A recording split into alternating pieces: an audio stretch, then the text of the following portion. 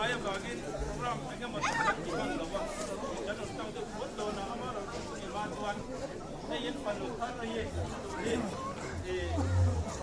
non terlalu lompat bantuan dia nak bantuan tunai tu dah kita sampai dona itu lepas itu kita sampai rumah kau tu kita sampai rumah kita bagi dan dah dia ini apa ini tahu kita yang tuan anu tu lega anu ini tahu kita lo yang tu tuan akam jangan ani cara yang tu ini ani cara yang lebih lepas selin an paling yang yang